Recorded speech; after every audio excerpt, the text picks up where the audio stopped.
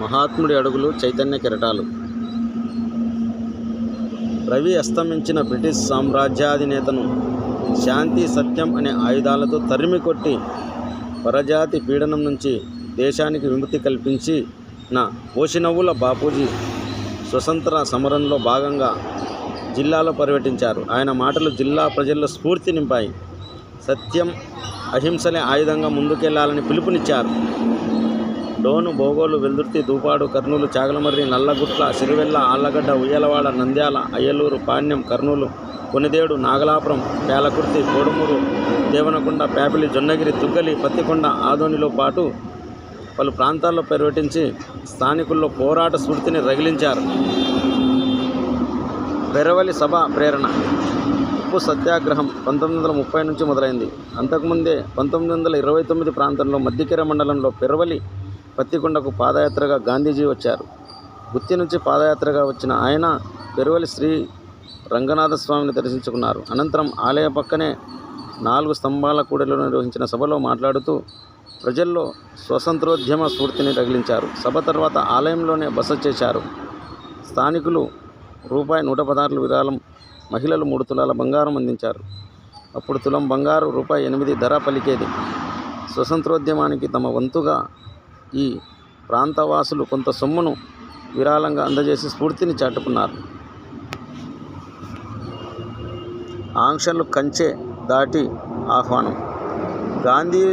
గాంధీజీ సభకు ఎవరూ వెళ్ళొద్దు, స్వాగతం పలకరాదు, ఎవరొచ్చినా కటకటాల పాలు కావాల్సిందేనని అప్పటి పోలీసులు హెచ్చరికలు జారీ చేశారు.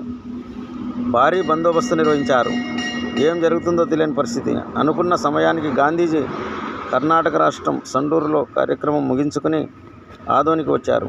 ఆయన ఆదోని రైల్వే స్టేషన్కు చేరుకోగానే ఊహించినంత జనం జేజేలు పలికారు. రైల్వే స్టేషన్ నుంచి నేరుగా ఆదోని పురపాలక పాఠశాల మైదానానికి చేరుకుని సభలో మాట్లాడారు.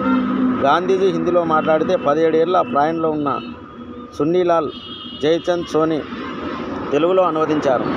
అనంతరం పురపాలక మైదానం సమీపంలోని టీజీ తిమ్మయ్య శెట్టి ఇంట్లో అల్పాహారం చేశారు. సభ జరిగిన మరుసటి ఏడాదే పురపాలక పాఠశాల నిర్మాణానికి స్థానికులు భూమి పూజ చేశారు.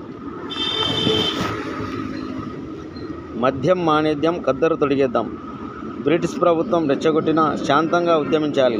అహింసా మార్గాన్ని అవలంబిద్దాం. మద్యం మానండి, కద్దరు ధరించండి, ఐకమత్యంతో అన్నదమ్ముల్లా మెలగాలి అని మహాత్మా గాంధీ 1929 మే 21న పత్తికొండలో చేసిన ప్రసంగం జిల్లా వాసుల్లో చైతన్యం నింపింది. గాంధీజీ సభకు ఎవరూ వెళ్ళొద్దని బ్రిటిష్ పాలకులు ఎన్ని ఆంక్షలు పెట్టినా నాటి తాలూకా అధ్యక్షుడు సంజీవరెడ్డి పూలదండలతో స్వాగతం పలికారు. ఐంద్రావతి సంపాదకుడు వనం శంకరశర్మ, వెంకట నరసయ్య, నరసింహారెడ్డి, మాణిక్యరావు, పెండేకల్, లక్ష్మమ్మ తదితరులు తోడుగా నిలిచారు. పత్తికొండ పట్టణంలోని 4 స్తంభాల మండపం కూడలి వద్ద భారీ బహిరంగ సభ నిర్వహించారు. సభకు జనం పోటెత్తారు. గాంధీజీ ప్రసంగాన్ని అత్యంతం ఆసక్తిగా విన్నారు. మహాత్ముడి అడుగులు చైతన్య కెరటాలు.